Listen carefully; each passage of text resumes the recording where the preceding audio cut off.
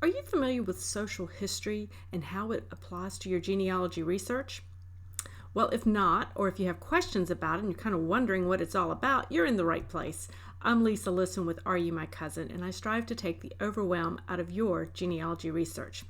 Now, we're going to talk about social history today, and we're going to talk about how it will benefit your genealogy research. But before I get into that, if you don't mind, go ahead and hit the subscribe button on the bottom right-hand corner of the video. That way you won't miss any new videos that I post here on the Are You My Cousin YouTube channel. They come out twice a week, and I don't want you to miss one. Okay, so social history, exactly what is it?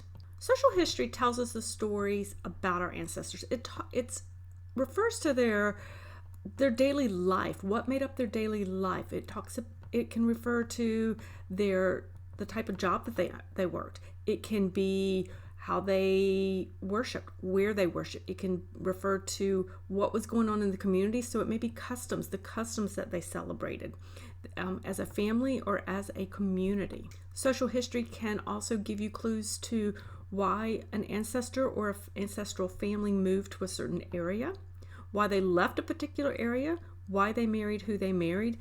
Social history is all those little things that make up their day, their daily life, their seasonal life, and if you understand what their life was like, what that ancestor did day in, day out, or season to season, then you can start to understand why they made the decisions they made.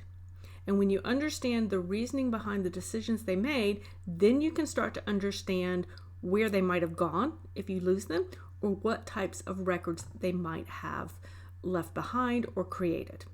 Let's talk about some of the things that might have impacted what the decisions your ancestor made.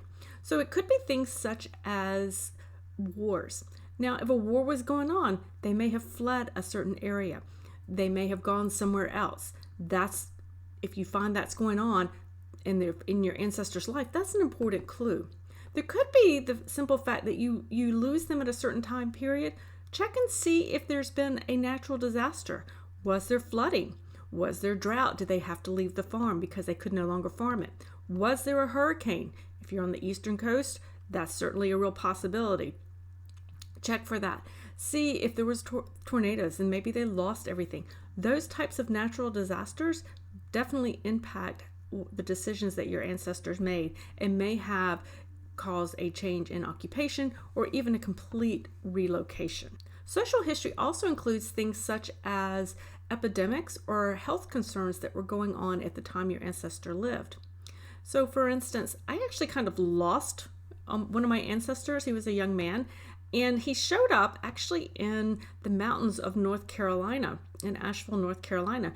Well, the family had never really been to North Carolina. They hadn't really, yes, they lived in Virginia, but this was not a traveling family. This was not a family of means. I had no indication that they had family over there, and I was really kind of surprised. I couldn't understand why I found him in Asheville, and I actually found him through a letter and not even a formal record. Well, Asheville had a TB sanatorium at the time, and it turns out that several members of the family had TB. He had gone to the mountains to be treated for his TB. So his illness made an impact on where I found him, where he traveled to, and ultimately we believe he actually passed away and died in the mountains of North Carolina. So it makes an impact on where to find his records for his death. So that can kind of give you an idea of what's going on with your ancestors. Look at what was going on, what was happening in history. Was there an epidemic? Was there just a public health issue that was causing people to make different decisions? Was there a flu epidemic so that you lose large numbers of the family passed away at one time? Definitely these kinds of things had impacts on your family. Now, finding sources for social history is really not as hard as you think it is.